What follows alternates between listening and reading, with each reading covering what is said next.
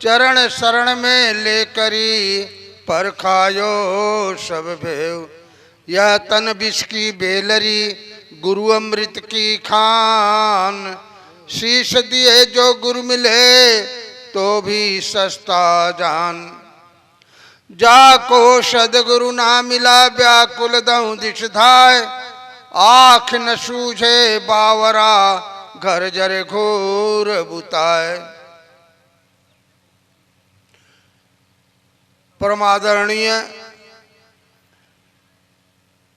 इस आश्रम तथा दूसरे आश्रम के निर्माण करता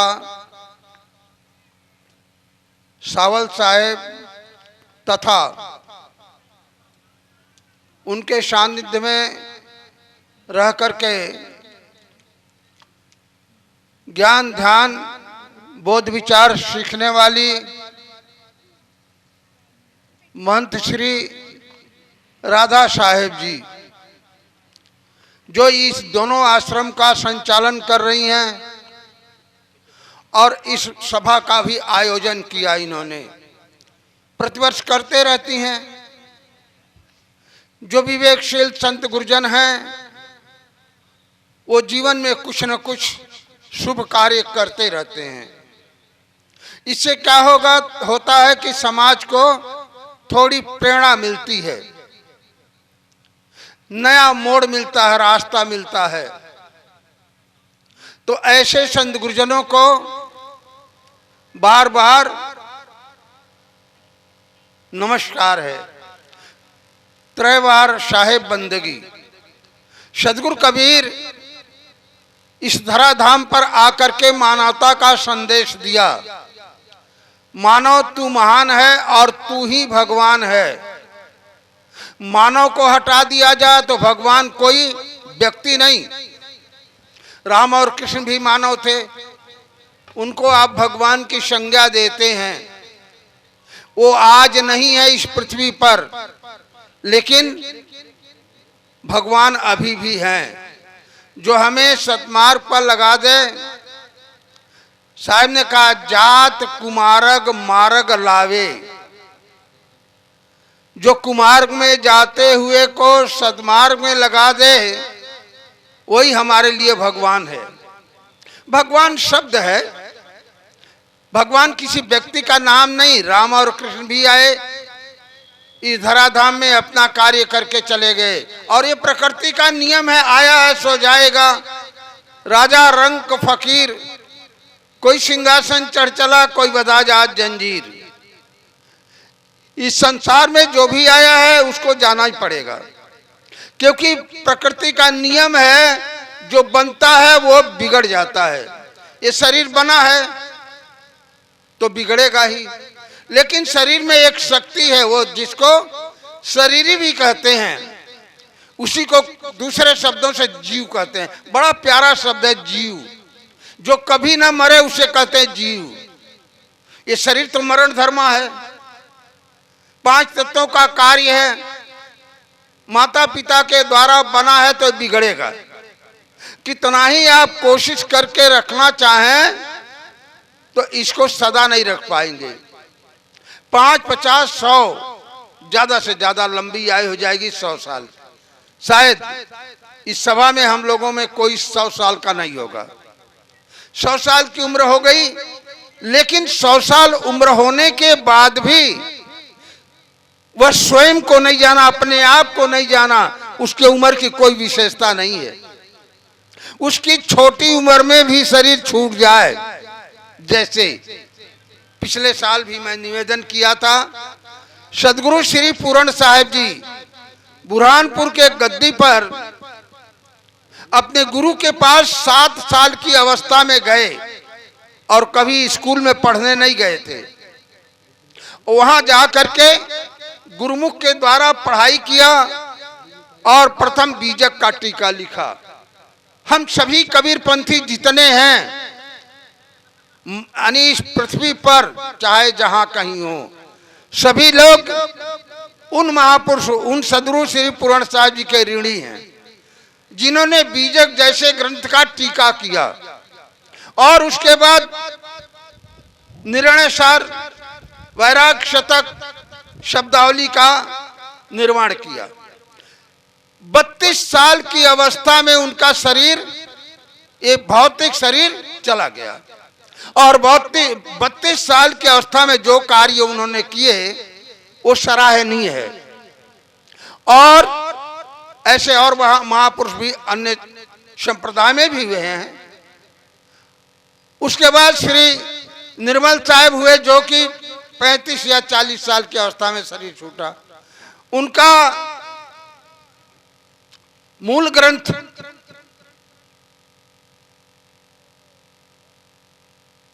क्या नाम है उसका, वो ग्रंथ का निर्माण किए और उन्होंने घूम घूम कर प्रचार किया। मेरे बंधुओं, हम लोग उन महापुरुषों को ऋणी हैं। उन्होंने जो हमें मोड़ दिया, जो रास्ता दिया, जो मार्ग बताया, वो बहुत ही सरल और सीधा है। इसलिए किसी ने कहा है, रास्ता सीधा सड़क है, इसमें कोई खटका नहीं, आज तक इस राह पर कोई रहबर भटका नहीं। जो इस रास्ते पर चलेंगे कभी वो भटक नहीं सकता है और उसको कोई भटका भी नहीं सकता है। अगर हम भटकते हैं तो अपने कारण ही भटकते हैं, कोई दूसरा भटकाता नहीं है। लेकिन ये बोधवान के लिए नहीं, बोधवान जिसको भी बोध हो गया, ये शरीर ही नारी और पुरुष का है, ध्यान रखना। ये राधा साहब ने जो आज इस आश्रम का, दोनों आश्रमों का संचालन कर रही हैं, तो आप हमारी माताएं बैठी हैं, भाइयों ने बैठे हैं, तो ये भावना मत रखिए कि ये नारी है। नारी तो सदगुरु कबीर ने इस चैतन्य सत्ता को नारी और पुरुष की संज्ञा नहीं दिया। जैसा शरीर बना लिया जाता वैसा संज्ञा हो जाता है। लेकिन आपने कहा हंस न नारी पुरुष है, वो हंस चैतन्य पुरुष और स्त्री नहीं है। जैसा शरीर बना लेता है संज्ञा हो जाती है। तो इस घट में आकर के इन्होंने जो पुरुषार्थ कर रही हैं वो सराहनीय है और आप लोगों को भी इसमें से कोई निकलना चाहिए। इनका कोई शिष्य नहीं अभी है, शिष्य तो बहुत होंगे लेकिन साधु शिष्य तो शायद नहीं है। मुझे जितना मालूम है मैं उतना बता रहा हूं, आगे होंगे तो मुझे पता नहीं। तो मेरे बंधुओं, इस संसार में हम आए हैं मुट्ठी बांध के और एक दिन हाथ पसार के चले जाएंगे। आए थे तो कुछ लेकर के नहीं आए, ये छोटा सा मासूम शरीर था, और जाएंगे तो कुंटलों का शरीर, 4 आदमी ले जाएंगे मरघट में, अंत्येष्टि क्रिया करके वापस चले आएंगे। इस शरीर की विशेषता तब है जब आप स्वयं को जान लो, मैं कौन हूं। आप कौन हैं कि आप 5 तत्व का शरीर है, नर नारी है। अगर यहीं तक सीमित है तो आपने नहीं कुछ जाना। जानने के लिए संत गुरुजन हमेशा बताते हैं ये शरीर से आप भिन्न हो, क्योंकि एक दिन शरीर यहीं पड़ा रह जाएगा। तो क्या चीज नहीं है शरीर में। साहिब ने कहा एक कला के बीच विकल हो तो सब, एक कला नहीं है, वह चैतन्य नहीं है, वो अविनाशी जीव नहीं है, इसलिए शरीर का कोई कीमत नहीं। और यत्र तत्र अन्य ग्रंथों में भी आया ये बात। रामायण में आया है जब बाली को राम ने मार दिया छिप करके, उसके सामने चले गए तो राम को जो शब्द से फटकारा है बाली ने, आप सभी लोग रामायण पढ़ के देख लेना। जाकर के वहां खड़े हो जाते हैं और क्या कहता है बाली से कहलवा रहे हैं गोस्वामी जी। वहां बाली है नहीं, वो गोस्वामी जी का उद्गार है। धर्म हेतु अवतरे गोसाई, ये गोस्वामी जी कहते हैं, लेकिन कहलवा रहे हैं बाली से। धर्म हेतु अवतरे गोसाई, बधे मोह व्याध की नाई। मुझे बहेलिए के जैसे मार रहे छिप करके, राम चू नहीं कर पाए, बहेलिया बना दिया राम को। और छिप करके शिकार करने वाले बहेलिया ही होता है। जो वीर पुरुष होता है छिप करके किसी को मारता नहीं है, ये तो कायरता का लक्षण है। उसी में राम को तो और कुछ नहीं है। जो उसमें कहानियां आई है कि भाई तेरे को मारने का कारण क्या है, अवध वधु भगनी सुतनारी सुन सट एक कन्या संचारी, इन्हीं विलोकत पातक होई ताही बधे कछु पाप न हुई। ऐसे को मारने में कोई पाप नहीं होता। लेकिन समाप्त नहीं हो गया, यह बदला आपको कृष्णा अवतार में देना पड़ा। जब महाराज कृष्ण अपने सारे परिवार को अपने हाथों से काट के बिछा दिया। ये कहानी शायद आप लोग न सुने हो, शायद कोई सुना भी हो। कहते हैं महाराज कृष्ण और बलराम पूरे परिवार को, नर नाम का कोई द्वारिका में नहीं था, सबको लेकर के तीर्थ करने के लिए गए थे। और अंत में सोमनाथ मंदिर जो गुजरात में है, इस वहां पर आए। वहां लोग नहाए धोए और सोमनाथ का दर्शन करके वहां से 5 किलोमीटर पूरा प्रवास क्षेत्र जंगल था पहले। सन 75 में मैं जब गया था तब भी वहां कोई बस्ती नहीं थी। लेकिन जब सन 18 में गया तो वहां इतने बड़े बड़े बिल्डिंग 4-4 मंजिल के रहे, जंगल का कोई नामो निशान नहीं। उस प्रवास क्षेत्र में महाराज कृष्ण सब लोग बैठे अपना खाना पीना शुरू किए और खाने के बाद एक दूसरे का उपहास करने लग गए। कोई कहता है महाभारत में तुमने भागते हुए को मारा, कोई कहता है सोते हुए को मारा, कोई कहता है सुमिरन करते हुए को मारा। यानी एक दूसरे का उपहास शुरू कर दिए। अब आपस में लड़ाई बजी, क्योंकि सब परिवार ही तो थे।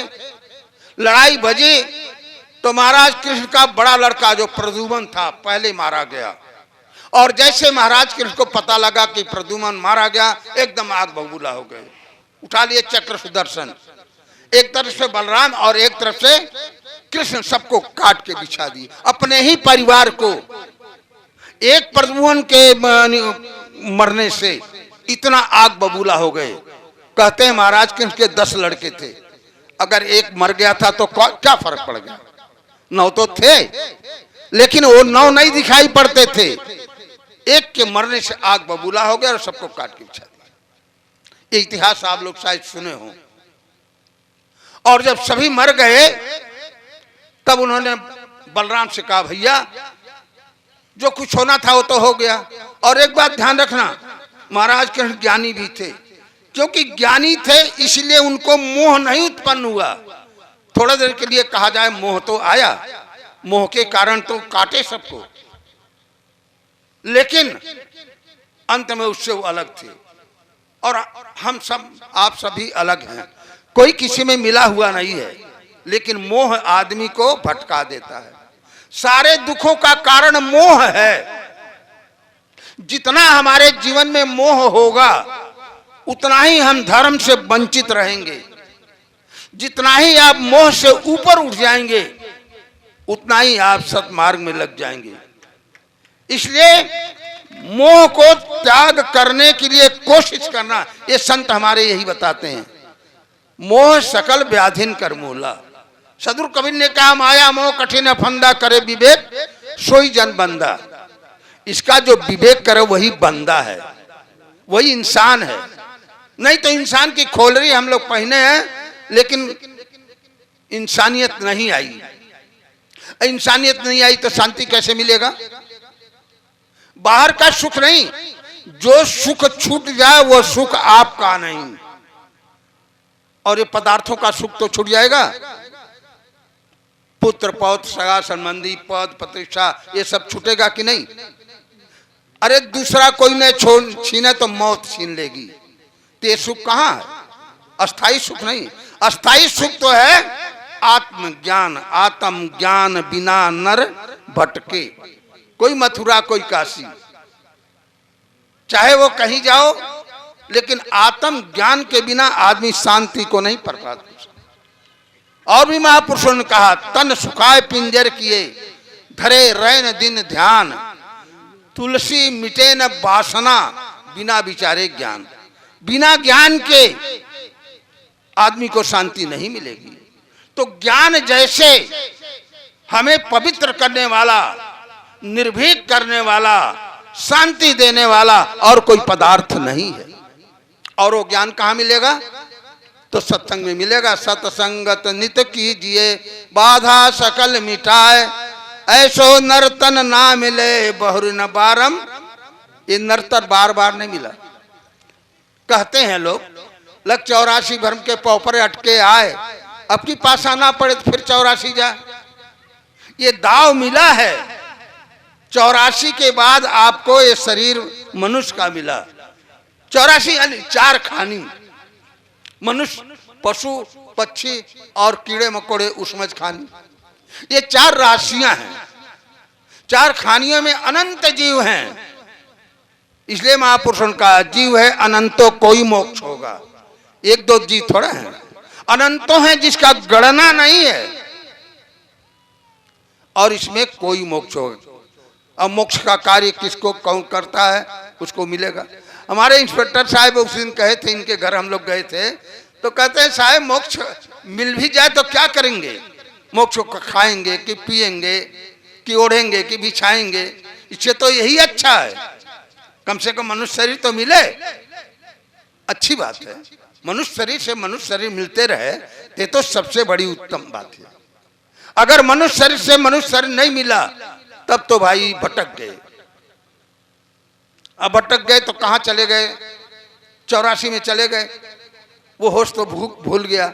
जो मनुष्य शरीर में आपको शांति मिलती थी, जो खान पान, व्यवहार, परिवार के साथ मैत्री, वो पशु खानी में तो शायद नहीं मिलेगी। इसलिए मनुष्य से मनुष्य में आ जाना यह भी कम नहीं है, यह भी पुरुषार्थ का अन्य लक्षण ही है। और मनुष्य से मनुष्य में आने का लक्षण क्या है? उसकी बुद्धि बड़ी प्रखर होगी। एक बार अगर कोई बात वो सुन ले तो शायद वो भूलेगा नहीं। और उदाहरण के लिए महाभारत में अर्जुन एक बार अपने गुरु द्रोणाचार्य के पास गए। द्रोणाचार्य उस समय अपने बेटे अश्वत्थामा को चक्रव्यूह वेदना को पढ़ा रहे थे। अर्जुन गए उस समय तो द्रोणाचार्य ये नहीं कहे कि बैठो। यद्यपि नियम है कि कोई बिना बुलाए आया है तो अतिथि है, अतिथि का सत्कार करना चाहिए। गुरु के पास भी बिना बुलाए कोई आ गया है तो गुरु को भी ये कहना चाहिए बैठो, पियो पानी, धर्मवान की यही निशानी। ये 3 चीजों का कीमत नहीं लगता है। लेकिन इतना भी नहीं कर सके द्रोणाचार्य, इतने बड़े विद्वान।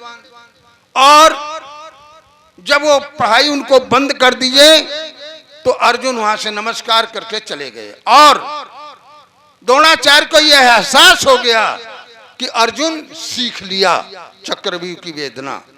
उसको पढ़ाए नहीं, पढ़ाए तो दूसरे को। ये उत्तम लक्षण का, प्रकृति का नियम है। जो उत्तम प्रकृति का होगा, कहा है महापुरुष, जो रहीम उत्तम प्रकृति का कर सकत कुसंग, चंदन विष व्यापे नहीं लपटे रहत भुजंग।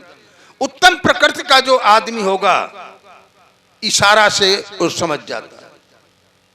मध्यम का होगा तो उसको कहने सुनने से हो जाता है। कनिष्ठ और अति कनिष्ठ का तो यहाँ बात ही नहीं है। तो सदगुरु कबीर अथवा यहाँ पर संतों ने, जैसा कि सावल साहब के बारे में जो कुछ मैंने सुना हूँ, उनका अच्छा विचार था। और अभी पता चला, पहले तो मुझे नहीं पता था कि आपके करहल के ही शायद उनकी जन्मभूमि भी थी, इसी एरिया के थे। और यहाँ प्रचार प्रसार अच्छा किए। जो आप लोगों का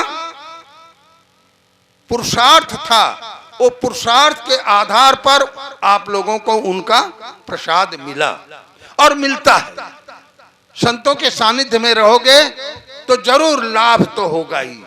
संतों के पास रहो और लाभ न हो, ये कैसे हो सकता है? और कुसंग में रहो और आपको लाभ हो, तो ये हो ही नहीं सकता है। कुसंग में रहने वाला व्यक्ति कभी सुखी हो ही नहीं सकता।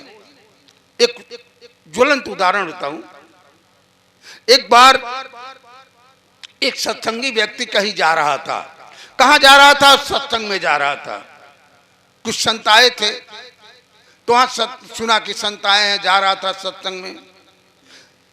बाजार में, शहर में गया तो एक चौराहे पर पहुंचा। उसी समय कुछ आदमी और पहुंचे वहां। दोनों का मिलना हो गया रात में। दोनों आपस में वार्तालाप किए एक दूसरे से। कहां जा रहे हो? वो पूछ रहा कहां जा रहे हो? तो वो सज्जन जो था उसने कहा मैं सत्संग में जा रहा हूं, संत आए हैं, उनके दर्शन करूंगा और सत्संग सुनूंगा। दूसरे ने कहा भाई, और दूसरे लोग कौन थे? वो चोर थे। वो कहते हैं सत्संग में तुझे क्या मिलेगा, मेरे साथ चलो, आज तुझे मालो माल कर दूंगा। मन थोड़ा भटका तो मन तो कहता है ये ठीक ही तो कह रहा है, सत्संग में क्या मिलेगा। लेकिन सत्संग में बाहर के पदार्थ नहीं मिलते हैं। सत्संग में वह वस्तु मिलती है जिसको आग जला नहीं सकती, पानी भिगा नहीं सकता, हवा उड़ा नहीं सकती, पृथ्वी अपने में मिला नहीं सकती। वो चारों तत्वों से उसका कुछ भी नुकसान नहीं होता है, वह मिलता है सत्संग में। तो उन्होंने कहा नहीं भैया मैं तो सत्संग में जाऊंगा। चला गया सत्संग में। और ये भाई जो थे चोर लोग चोरी करने चले गए। चोर लोग कहीं गए किसी सेठ के घर में और उनको बहुत पैसा मिल गया, झोली भर गया पैसे से। और ये सत्संग में गया, उधर से लौटता था तो कहीं ईंटा पड़ा था, उसको ठोकर लग गया और पैर में चोट लग गया, खून निकलने लग गया। तो उसने अपने पास में जो कपड़ा रुमाल रहा होगा बांध दिया।